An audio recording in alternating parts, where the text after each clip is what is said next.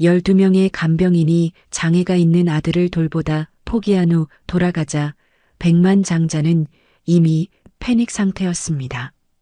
13번째로 오기로 한 간병인은 이렇다 할 스펙도 이력도 없었습니다. 하지만 그녀가 숨기고 있던 것이 있었습니다. 그날 오후 백만장자가 예고 없이 집에 돌아왔을 때 그는 심장이 멎을 만큼 충격적인 장면을 목격했습니다. 이야기가 궁금하시다면 구독과 좋아요 눌러주세요. 댓글로 지금 어디서 시청하고 계신지 소통해 주신다면 앞으로 더 좋은 영상 제작에 큰 힘이 됩니다. 경기도 판교의 최고급 주택단지, 바깥 세상의 번잡함과 단절된 그곳에 미래기술그룹의 한민준 사장이 거주하는 현대식 저택이 고고하게 자리 잡았습니다. 10년 전 혁신적인 인공지능 솔루션으로 대한민국 IT 산업을 뒤흔든 민주는 젊은 나이에 재계의 거물로 우뚝 섰습니다. 그의 저택은 스마트 홈 시스템의 최첨단 기술이 집약된 공간이었고 거실의 통유리창 너머로 펼쳐진 정원에는 수억 원을 호가하는 조형물들이 차가운 예술성을 뽐냈습니다.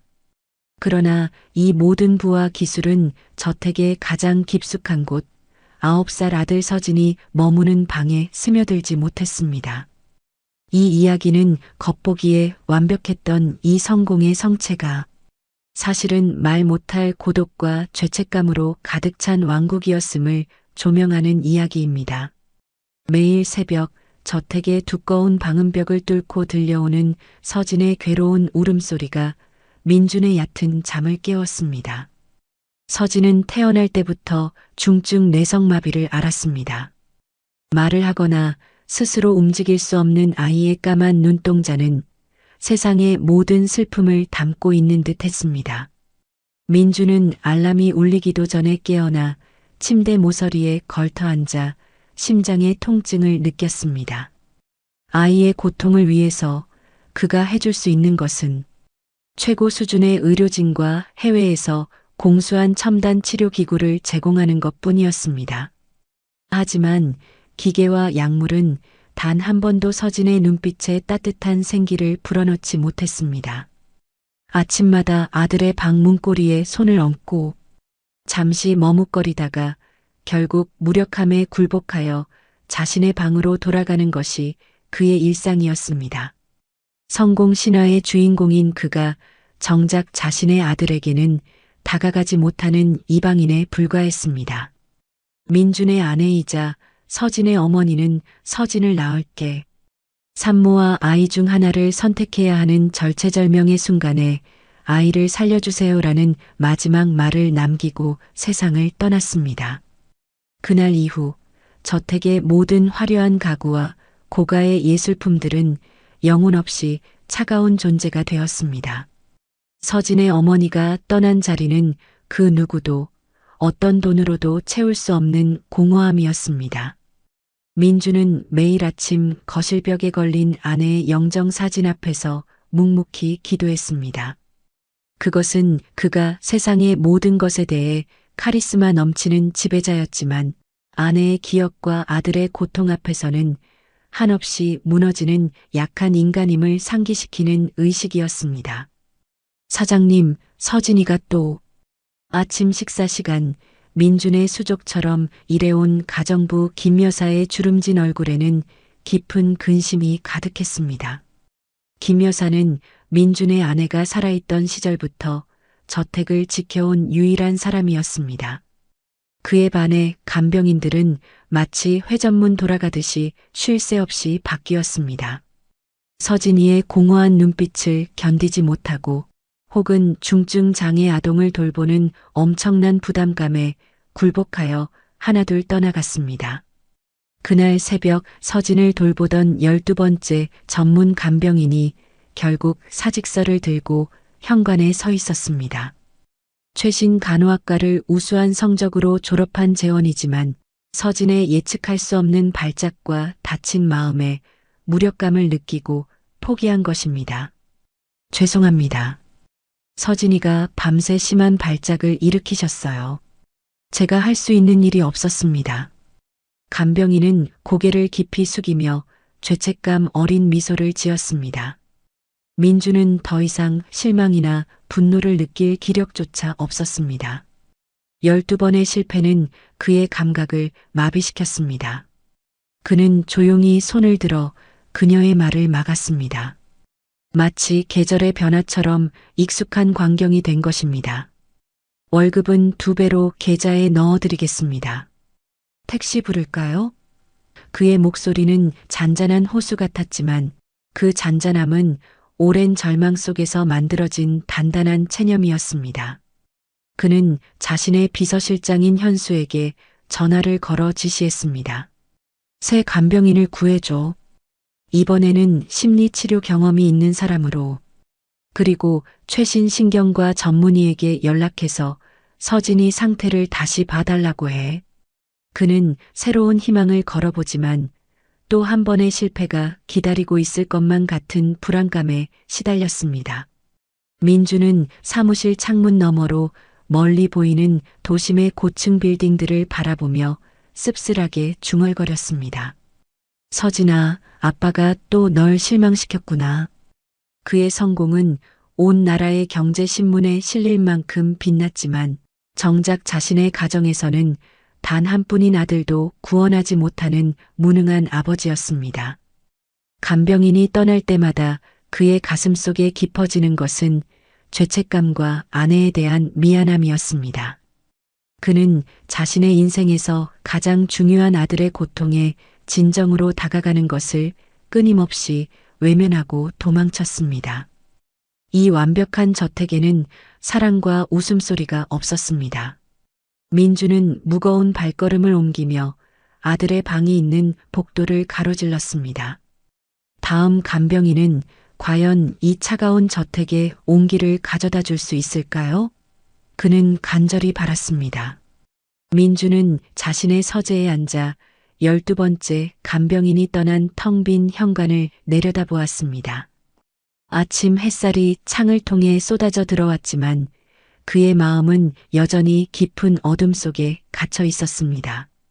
IT 업계에서 단 한 번의 실패도 허용하지 않았던 그였지만 아들의 문제 앞에서는 무력한 가장일 뿐이었습니다. 그는 비서실장 현수가 급하게 준비한 새로운 간병인 후보자 명단을 검토했습니다. 화려한 이력과 자격증 목록은 그의 눈에 더 이상 의미를 갖지 못했습니다. 민주는 이제 완벽한 전문가가 아닌 서진의 다친 마음에 온기를 불어넣어줄 단 한 사람을 간절히 바랐습니다. 오후가 깊어갈 무렵 저택의 거실에는 긴장감이 감돌았습니다.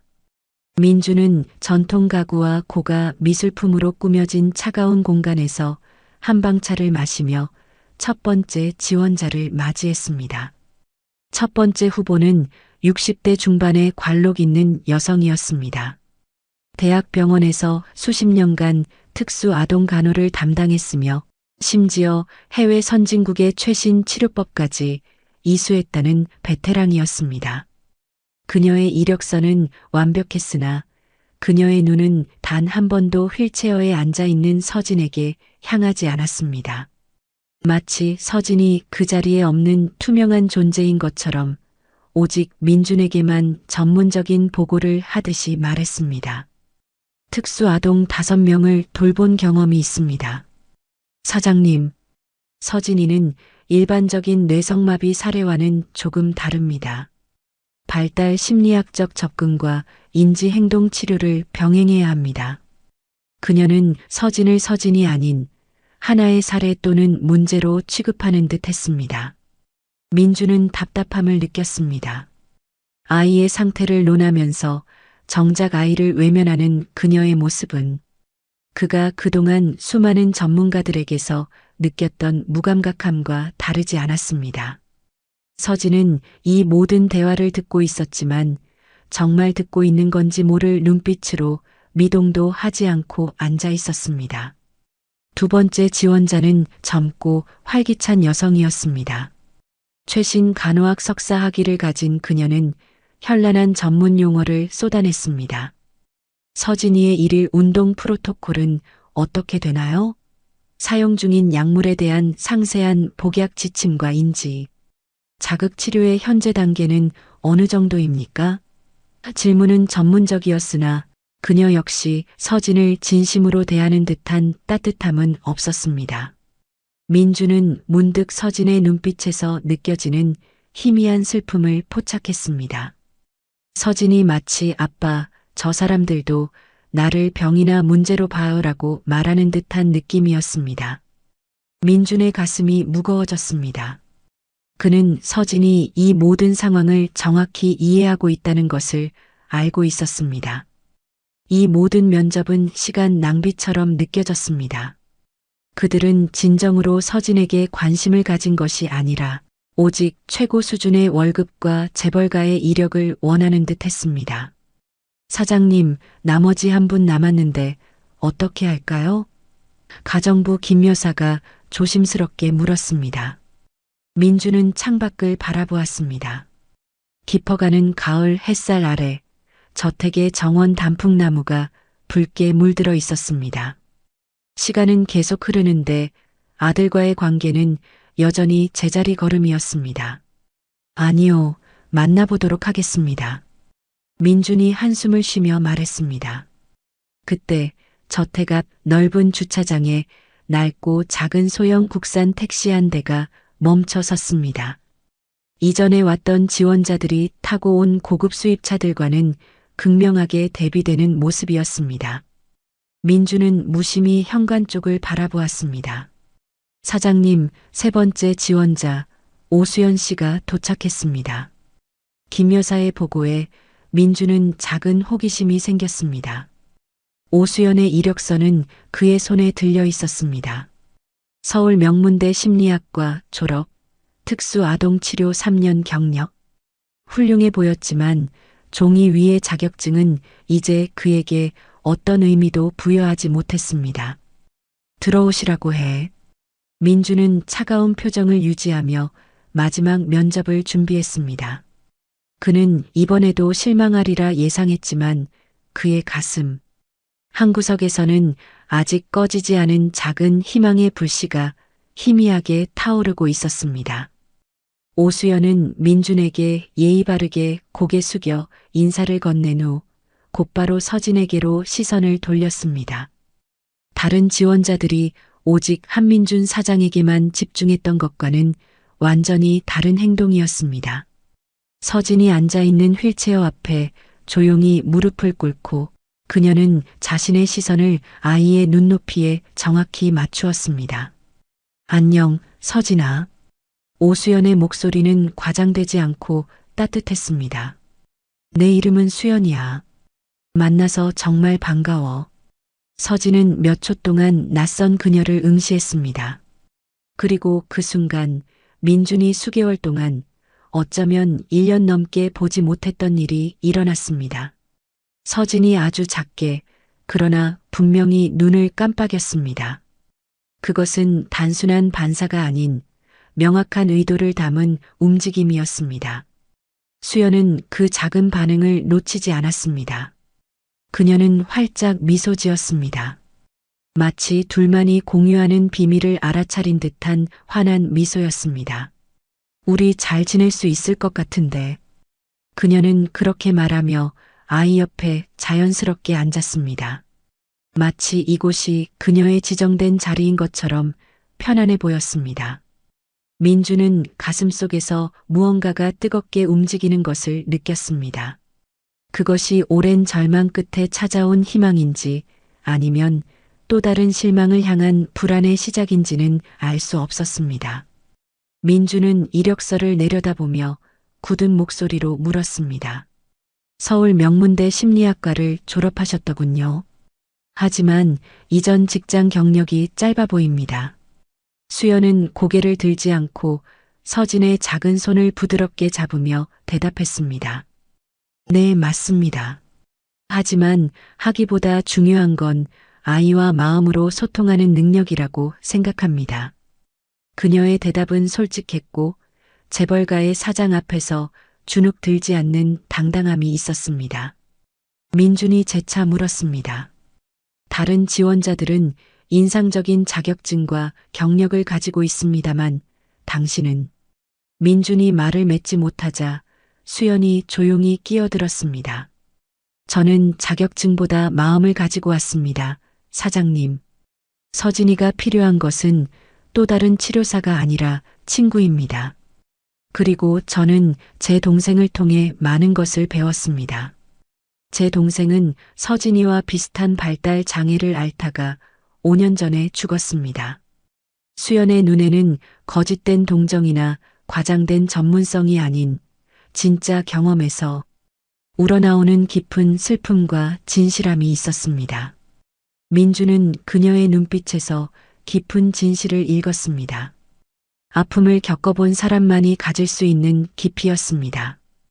그 순간 서진이가 다시 한번 눈을 깜빡였습니다. 이번에는 민준도 그 움직임을 분명하게 볼 수 있었습니다. 그것은 오랜 세월 닫혀있던 마음의 문이 아주 조금 열렸음을 알리는 확실한 신호였습니다. 당신의 방식이 특별해 보이는군요. 민주는 조심스럽게 말했습니다. 특별하지 않습니다. 단지 인간적일 뿐입니다. 수연은 서진의 손을 잡은 채 놓지 않았고 놀랍게도 아이는 그녀의 손길을 거부하지 않았습니다. 민주는 어렵지 않게 결정을 내렸습니다. 언제부터 일을 시작할 수 있습니까? 수연은 서진을 바라보며 간단하게 대답했습니다. 지금이요. 공식적인 계약서는 아직 작성되지 않았지만 그 순간 셋 사이에는 보이지 않는 약속이 맺어졌습니다. 민주는 아들의 눈에서 오랫동안 보지 못했던 아주 작고 희미했지만 분명히 거기에서 희망이라는 이름의 빛을 발견했습니다. 오수연은 다음 날 아침 낡고 소박한 짐가방 하나를 들고 저택에 도착했습니다. 그녀의 차분한 얼굴에는 어제와 같은 결연함이 담겨 있었고 이 호화로운 저택의 웅장함에 전혀 압도되지 않았습니다. 김 여사가 문을 열자 수연의 첫 질문은 서진이는 어디 있나요? 였습니다. 다른 간병인들이 사장님께 먼저 인사하거나 저택 규모에 감탄했던 것과는 달랐습니다. 그녀는 2층 서진의 방으로 향하기 전에 신발을 벗었습니다. 김 여사가 놀라자 수연은 미소를 지으며 설명했습니다. 아이들은 모든 것을 느낍니다. 신발 바닥 소리까지도요. 민주는 서재의 CCTV를 통해 수연의 모든 행동을 지켜보고 있었습니다. 그녀는 지시사항이나 약물 목록부터 확인하지 않았습니다. 서진의 방에 들어서자 그녀는 짐을 조용히 구석에 내려놓고 곧바로 아이에게 다가갔습니다. 침대 옆에 무릎을 꿇고 서진의 이불 위에 부드럽게 손을 올렸습니다. 어제 우리 만났지. 오늘부터 가 서진이랑 함께 지낼 거야. 서진이가 원할 때만. 그녀는 서두르지 않고 그저 그곳에 앉아 있었습니다. 그녀의 침묵은 불편하지 않았고 강요가 아닌 이해로 가득 찬 시간이었습니다. 잠시 후 수연은 가방에서 작은 나무 상자를 꺼냈습니다. 그 안에는 다양한 질감의 천 조각들이 있었습니다. 부드러운 벨벳을 서진의 손가락 끝에 살짝 가져다 대자 아이는 움찔했지만 손을 빼지는 않았습니다. 서진의 눈이 커졌고 이는 호기심의 분명한 표시였습니다. 민주는 CCTV로 보이는 이 광경을 믿을 수 없었습니다. 이전 간병인들은 도착하자마자 기계적으로 운동 프로그램을 적용했기 때문입니다. 점심 무렵 민주는 예정에 있던 회의를 취소하고 집으로 돌아왔습니다. 호기심과 함께 불안감이 뒤섞인 감정이었습니다. 계단을 올라 서진의 방으로 다가갔을 때 예상치 못한 소리가 들려왔습니다. 수연의 부드러운 목소리가 이야기를 들려주고 있었습니다. 옛날 옛적에 달에 살던 토끼가 매일 밤 지구를 내려다보며 혼자 외로웠대요. 그러던 어느 날, 문 앞에서 엿듣던 민주는 가슴이 조여드는 것을 느꼈습니다. 9년 동안 이 저택에서 들어본 적 없는 평화로운 소리였습니다. 수연은 가방에서 나무로 만든 작은 자동차를 꺼냈습니다. 바퀴가 약간 삐뚤어진 단순하고 오래된 장난감이었습니다. 방 안에 가득한 값비싼 전자 장난감들 사이에서 그것은 더욱 원시적으로 보였습니다. 수연은 그것을 바닥에 내려놓고 살짝 밀자 방의 정막 속에서 삐걱거리는 바퀴 소리가 울렸습니다. 서진의 눈빛에 호기심이 가득했습니다. 이건 내 어릴 적 장난감이야. 수연은 서진에게 마치 완전히 이해하는 사람처럼 설명했습니다. 아버지가 만들어주셨어. 바퀴가 좀 삐뚤어졌지? 하지만 굴러가. 인생처럼. 우리 인생도 완벽하지 않아도 계속 나아가는 거야. 민준이 문 앞에 나타나자 수연은 일어서지 않은 채 미소 지었습니다. 자동차를 주인공으로 이야기를 만들고 있었어요. 이 자동차는 차고에서 도망쳐 나와 길을 잃은 것 같은 느낌을 가진 아이를 찾을 때까지 여기저기 돌아다녔대요. 그리고 이 자동차는 아이에게 말했어. 나도 바퀴가 고르지 않아서 똑바로 가지 못해. 하지만 그래도 괜찮아. 우리는 함께 길을 찾을 수 있어. 서진의 입술이 아주 살짝 움직였습니다. 민주는 숨을 죽였습니다. 이런 모습은 처음이었습니다. 제가 특별한 일을 한 건 아니에요. 그저 앉아서 서진이가 저를 알아차리게 기다렸을 뿐이죠. 아이들은 테크닉이 아니라 진정한 존재로서의 인정이 필요해요. 수연은 서진에게서 시선을 떼지 않고 말했습니다. 아마 의사들이 너무 의사처럼 행동해서 그럴 거예요. 때로는 그저 사람으로 존재하는 것만으로 충분해요. 민주는 대답하지 않았습니다. 그의 내면에서는 희망과 의심이 충돌하고 있었습니다. 그건 무슨 장난감인가요? 민준이 마침내 물었습니다. 제 아버지가 목 쑤셨는데 만들어주신 거예요. 가장 단순한 것들이 때로는 가장 큰 의미를 가져요. 이 말은 단순한 장난감에 관한 것만은 아니었습니다. 민주는 그것을 느꼈습니다. 저녁 식사 시간이 되자 수연은 공식적인 직책과 계약에 대해 이야기하기 위해 아래층 부엌으로 내려왔습니다. 저택에서 간병인과 사장이 부엌에 앉아 대화하는 것은 드문 일이었습니다. 이런 데서 이야기해도 괜찮으세요? 수연이 물었습니다. 여기가 더 편할 것 같아서요. 민준이 대답했습니다. 그의 말에는 그가 그동안 가졌던 계급적 장벽을 허물고 싶다는 깊은 의미가 담겨 있었습니다. 장애 아동과의 경험이 어떻게 되나요? 민준이 직접적으로 물었습니다. 3년째 일하고 있어요. 다양한 상태의 아이들과. 이전 직장을 왜 그만두셨죠? 수연은 민준의 눈을 똑바로 바라보았습니다. 몇몇 곳에서는 아이를 문제처럼 대하면서 해결하기를 바랬어요. 고쳐야 할 것처럼요. 저는 그런 식으로 일할 수 없습니다. 모든 아이는 있는 그대로 소중하니까요. 민주는 눈썹을 찌푸렸습니다. 서진이는 결코 그렇게 대해지지 않았습니다. 그가 방어적으로 말했습니다. 아마 직접적으로는 아니었을 거예요. 수연이 부드러운 목소리로 말했습니다. 하지만 때로는 사랑의 부재도 일종의 대우입니다. 사장님, 방 안의 공기가 갑자기 무거워졌습니다. 민주는 차를 테이블에 약간 세게 내려놓았습니다. 내 아들에게 사랑이 부족하다고 말하고 싶은 겁니까? 수연은 물러서지 않았습니다. 꼭 그런 건 아니지만 단지 어떤 아이들은 사랑을 다른 방식으로 받아들인다는 겁니다. 서진이는 특별한 아이고 그래서 그와 나눌 수 있는 특별한 언어를 개발해야 합니다. 민주는 당황했습니다. 재계에서 그를 두려워하지 않는 사람은 거의 없었습니다. 그러나 이 여성은 달랐습니다. 당신 말이 맞을지도 모르겠군요. 그가 마침내 인정했습니다. 하지만 어떻게 시작해야 할지 모르겠어요.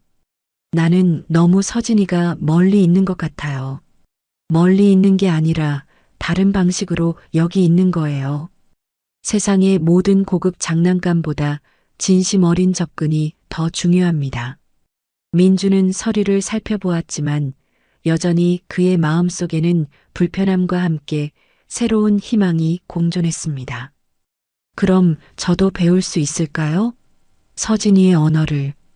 수연의 얼굴에 따뜻한 미소가 번졌습니다. 이미 배우고 계시잖아요. 그 첫 웃음소리를 알아차리셨잖아요. 그게 시작입니다. 민주는 결심했습니다. 언제부터 시작할 수 있나요? 수연이 간단히 대답했습니다. 지금이요. 수연이 서진과 함께 지내기 시작한 지 며칠이 지나자 저택의 아침은 놀랍게도 변하기 시작했습니다. 서진의 방에서는 더 이상 괴로운 울음소리가 아닌 수연의 부드러운 노랫소리가 들려왔습니다. 민주는 매일 아침 샤워를 마치고 이 소리에 귀를 기울였습니다. 반짝반짝 작은 별 아름답게 비치네. 라는 오래된 자장가는 복도를 따라 흘러와 민준의 가슴을 울렸습니다. 수연은 거창한 약속이나 화려한 기술 없이 오직 서진의 시간을 존중하는 방식으로 모든 것을 다르게 만들었습니다. 방 한쪽 구석에는 최고가의 교육용 태블릿과 터치 스크린 장비들이 상자 그대로 쌓여 있었지만 수연은 그것들에 손을 대지 않았습니다. 대신 며칠 후 수연은 낡은 상자를 가져왔습니다. 그 안에는 수채 물감, 파스텔, 그리고 그녀가 직접 바느질한 약간 삐뚤어진 천인형이 있었습니다. 이 인형, 서진이 너한테 줄까? 수연이 강요하지 않는 미소를 지으며 서진에게 물었습니다. 서진은 대답하지 않았지만 그의 눈은 인형에 고정되었습니다. 수연은 그것을 서진이 옆 베개에 놓았습니다. 이 인형의 이름을 지어줄래? 내가 원하면 그렇게 해도 돼. 아니면 내가 지어도 되고. 서진의 눈이 희미하게 반짝였습니다. 민주는 이 모든 것을 사무실 태블릿으로 지켜보며 심장이 빠르게 뛰는 것을 느꼈습니다. 수연은 그날 오후 서진의 방에서 잔잔한 클래식 음악을 틀었습니다. 차이콥스키의 호두까기 인형 모음곡이었습니다. 수연이 서진과 함께 지낸 지 보름이 되던 날 밤 깊은 어둠 속에서 저택에 비상 상황이 발생했습니다. 서진이 격렬한 발작을 일으킨 것입니다. 침대 위에서 몸을 뒤틀기 시작했고 온 근육이 긴장되었으며 얼굴이 붉게 변했습니다. 목구멍에서 힘겹게 나오는 신음소리가 고요한 저택을 가득 채웠습니다. 수연은 즉시 방으로 달려갔고 민준도 곧바로 그 뒤를 따랐습니다. 민준은 평소라면 이런 상황을 피하거나 문간에 서서 마비된 채 지켜보기만 했을 것입니다. 하지만 오늘은 달랐습니다. 그의 발걸음은 주저하면서도 멈추지 않았습니다. 수연은 침착했습니다. 그녀는 방에 불을 끄고 창가에 작은 등만 켜두었습니다. 그리고는 서진의 머리를 부드럽게 바로잡고 첫날부터 흥얼거리던 멜로디를 낮은 목소리로 부르기 시작했습니다. 괜찮아, 서진아. 나 여기 있어. 내 곁에 있을게. 그녀의 목소리는 흔들림이 없었고 손길은 안정적이었습니다. 발작이 계속되는 동안에도 그녀는 평온을 유지했습니다. 민주는 문간에 서서 꼼짝도 하지 못했습니다. 아들의 고통을 보는 것은 여전히 그를 마비시키는 것 같았지만 수연의 침착한 모습에서 그는 한 줄기 용기를 얻었습니다. 내가 뭘 도울 수 있을까요? 민준이 마침내 입을 열었습니다. 그의 목소리는 불안하게 떨렸습니다. 수연은 민준을 잠시 놀란 듯 바라보았지만 곧 단호하게 말했습니다. 따뜻한 수건을 가져와 주세요. 그리고 여기 와서 서진이의 손을 잡아주세요. 민준은 머뭇거렸습니다. 수건을 가져오는 것은 쉬웠지만 아들의 손을 잡는 것은 수년 동안 하지 않았던 일이었습니다. 그는 아들의 몸에 손을 대는 것 자체가 혹시라도 고통을 가중시킬까 두려워했습니다. 손을 잡아주는 게 정말 도움이 될까요? 민준이 물었습니다. 모든 접촉은 의미가 있어요. 특히 아버지의 손길은요. 서진이는 당신을 알아요. 당신의 에너지를 느낍니다. 사장님, 수연은 서진을 다루는데 주저함이 없었고 민준에게도 강력한 확신을 주었습니다. 민준은 천천히 다가가 아들의 손을 잡았습니다. 서진의 작은 손은 땀에 젖어 있었지만 그 안에 약하게 뛰는 생명력이 느껴졌습니다. 민준은 자신이 얼마나 오랫동안 이 작은 접촉조차 피해왔는지 깨달았습니다. 그래, 서진아. 아빠 여기 있어. 괜찮아. 그의 목소리는 처음에는 어색했지만 말을 이어갈수록 자연스러워졌습니다. 어린 시절 그의 아버지가 그에게 해주지 못했던 말들, 그 자신도 아들에게 해주지 못했던 위로의 말들이 그의 입에서 흘러나왔습니다. 발작은 길게 20분가량 지속되었습니다. 그 시간 동안 민주는 한 번도 아들의 손을 놓지 않았습니다. 그의 큰 손 안에 서진의 작은 손이 갇혀 있었고 그 두 손의 연결은 그들에게 고통을 견디는 힘을 주었습니다. 서진이가 마침내 진정되었을 때 수연은 아이를 품에 안고 바닥에 앉아 부드럽게 흔들어 주었습니다. 이런 발작이 자주 있나요? 수연이 서진의 머리카락을 쓰다듬으며 물었습니다. 어릴 때부터요. 의사들은 정상적인 일이라고 하지만 이럴 때마다 전혀 적응이 안 되고 보기만 할 수 있다는 게 끔찍했어요. 민주는 여전히 문을 떠나지 않고 서 있었습니다. 그동안 당신은 아들과 함께 있어주지 않았군요. 수연의 목소리에는 비난이 아닌 단순한 사실에 대한 궁금증만이 담겨 있었습니다. 민주는 말을 찾지 못했습니다. 할 수 없었어요. 보기만 해도 너무 힘들어서. 수연은 고개를 끄덕였습니다. 이해해요. 정말로. 하지만 어쩌면 우리가 함께 시도해야 할지도 몰라요. 서진이는 당신을 느껴요. 당신의 존재를. 당신이 두려워 도망치는 것을. 민준이 날카롭게 말했다가 목소리를 부드럽게 바꿨습니다. 도망치는 게 아니에요. 단지 어떻게 도와야 할지 모르겠어요. 그저 여기 있어 주세요. 수연이 서진을 부드럽게 침대에 다시 눕히며 말했습니다. 때로는 가장 어려운 일이 가장 단순한 것이기도 해요. 그날 밤 민주는 난생 처음으로 아들의 방에서 밤을 보냈습니다. 안락 의자에 앉아 잠든 서진을 지켜보았습니다. 그는 아들을 버리지 않았고 처음으로 고통을 정면으로 마주했습니다. 이 경험을 통해 민주는 자신의 무력함이 아닌 아버지의 존재가 가진 힘을 깊이 깨달았습니다. 이 음악은 작은 소녀 마리와 호두까기 인형의 이야기야. 수연은 바닥에 앉아 서진에게 설명했습니다. 사람들은 종종 겉모습만 보고 판단하지. 하지만 진짜 중요한 건 안에 있는 거야. 이 호두까기 인형은 겉으로 보기에는 못생겼지만 사실은 마법에 걸린 왕자였어. 민주는 곧 중요한 해외 투자자와의 화상 회의를 시작해야 했지만 태블릿 화면을 끌 수 없었습니다. 그는 이 이야기가 단지 동화만은 아니라는 것을 알았습니다. 그것은 서진이에 관한 이야기였고 어쩌면 그 자신에 관한 이야기이기도 했습니다. 며칠 후 수연은 또 다른 오래된 목재 상자를 가지고 왔습니다. 그 안에는 다양한 색상의 천 조각들이 정성스럽게 정리되어 있었습니다. 이건 퀼트를 만드는 거야, 서진아.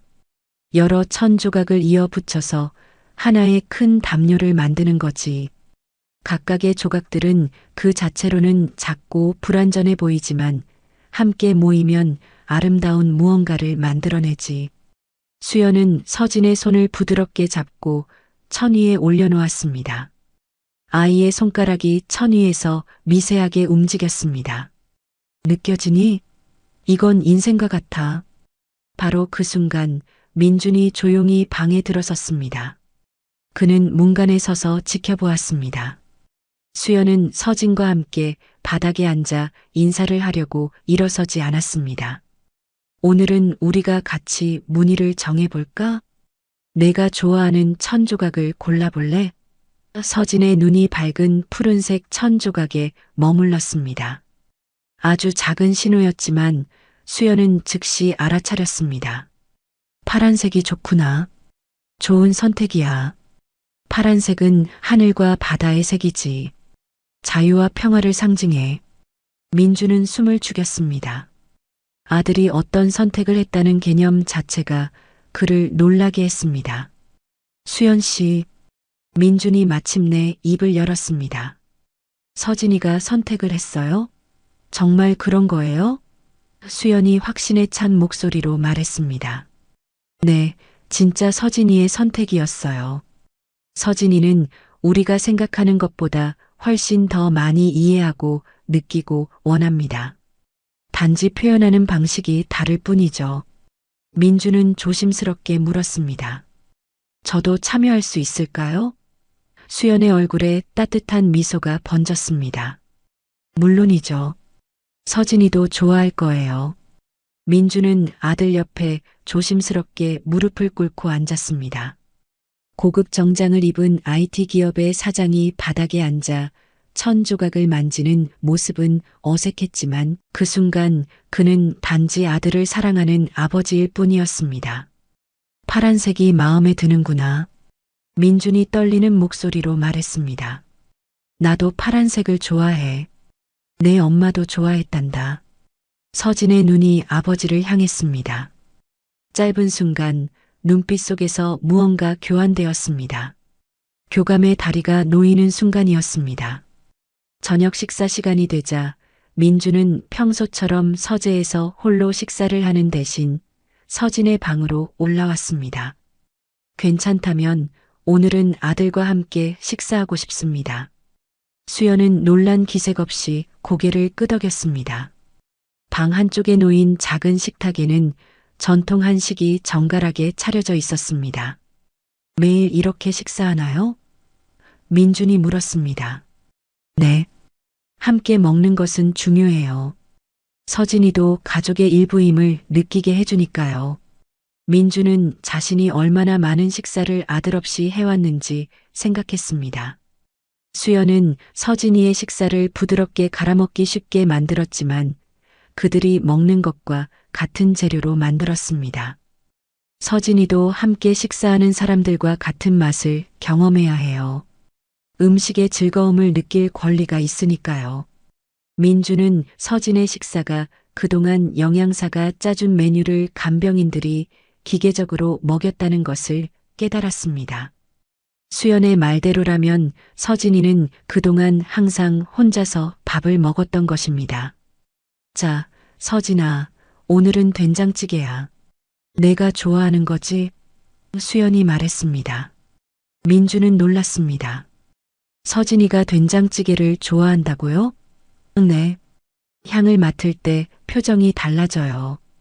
아마 익숙한 냄새가 안정감을 주는 것 같습니다. 식사가 진행되는 동안 수연은 자연스럽게 서진에게 음식을 먹였습니다. 이건 시금치 나물이야. 봉자 아주머니가 밭에서 기른 거래. 민주는 아들이 음식을 삼키는 모습을 유심히 지켜보았습니다. 서진의 눈에서 미세한 반응들이 보였습니다. 식사를 마치고 놀랍게도 서진은 고개를 살짝 돌려 수연의 손길을 받아들였습니다. 봤어요? 수연이 민준에게 속삭였습니다. 그가 허락한 거예요. 작은 움직임이지만 중요한 의미가 있어요. 그날 밤 민준은 오랜만에 편안한 마음으로 잠자리에 들었습니다.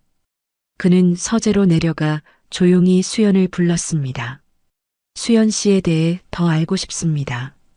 서진이를 이렇게 잘 이해하는 사람은 처음 봤어요.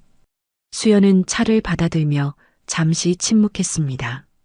공식적인 교육보다는 인생의 경험이었습니다. 제 남동생 지훈이도 서진이와 비슷했어요. 자폐증이 있었죠. 지금은 어디 있나요? 동생분은? 민준이 물었습니다. 수연의 눈에서 슬픔이 더 깊어졌습니다. 5년 전에 죽었습니다. 19살이었죠. 죄송합니다. 몰랐어요. 민준이 말했습니다. 괜찮아요. 지훈이는 말을 하지 못했지만 눈빛으로 모든 것을 말했어요. 서진이를 처음 봤을 때 지훈이가 생각났어요. 비슷한 영혼의 깊이를 느꼈거든요. 민주는 위스키를 한 모금 마셨습니다. 그래서 이 일을 시작하게 된 건가요? 네. 지훈이가 죽은 후 저는 목적을 잃었어요.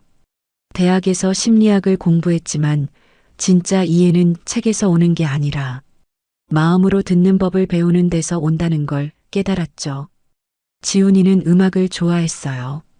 지훈이가 죽기 전날 밤 저는 그에게 노래를 불러줬어요. 그게 마지막 선물이었죠.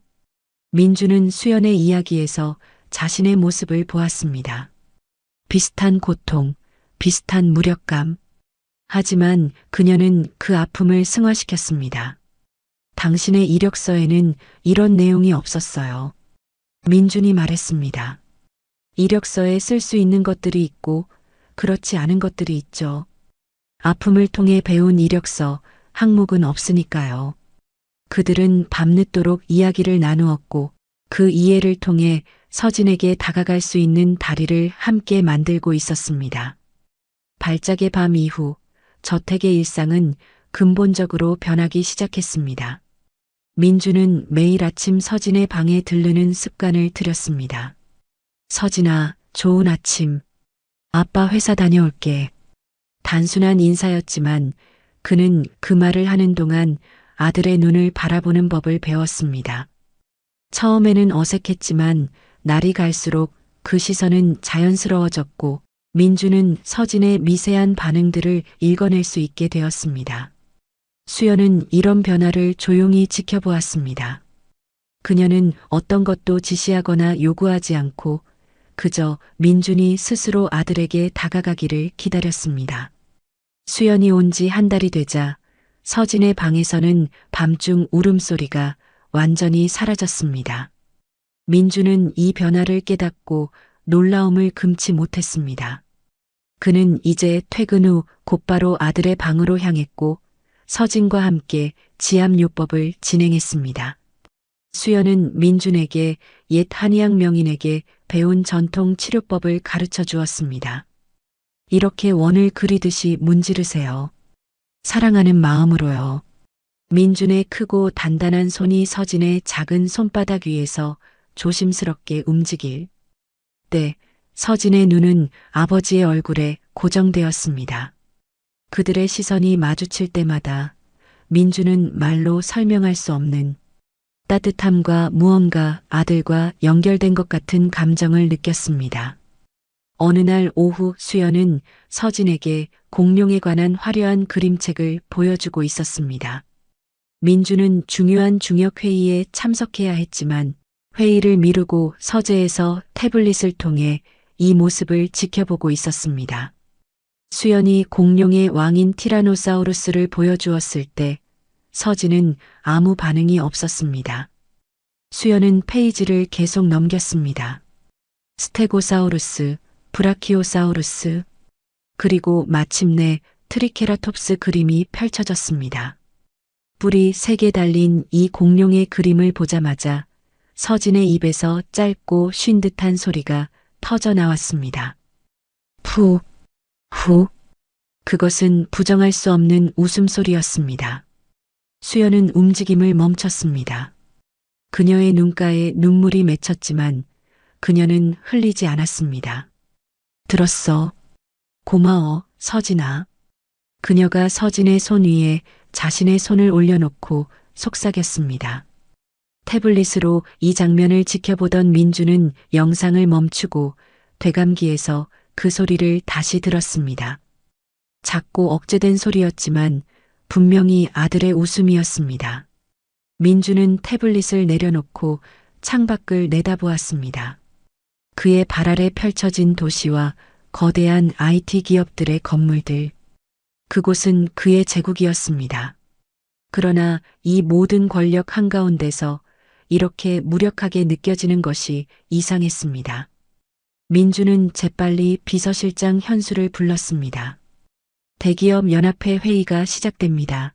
사장님. 현수가 문에서 상기시켰습니다.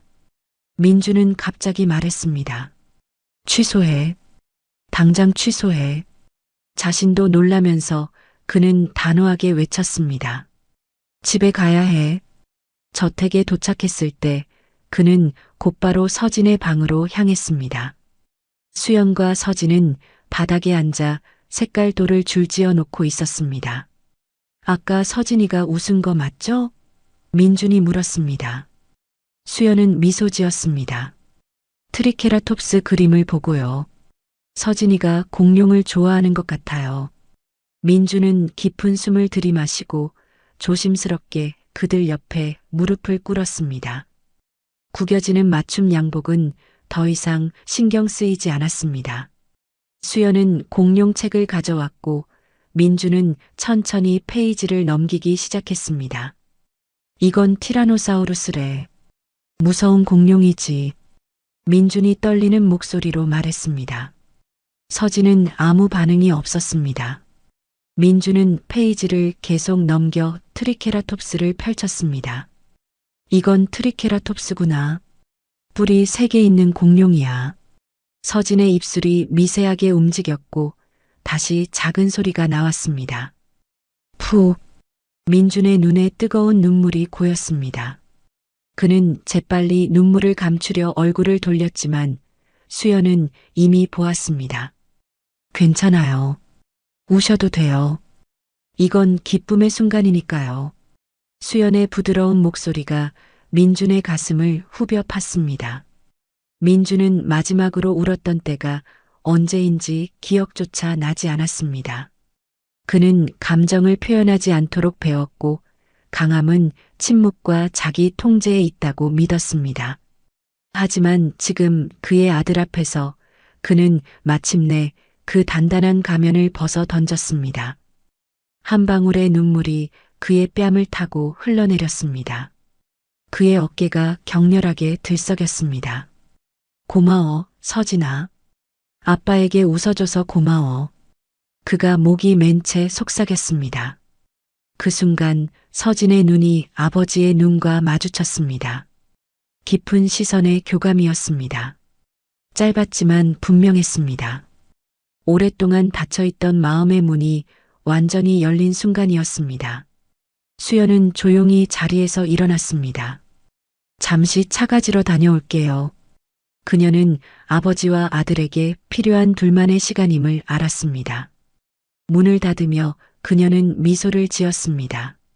작은 기적이 일어나고 있었습니다.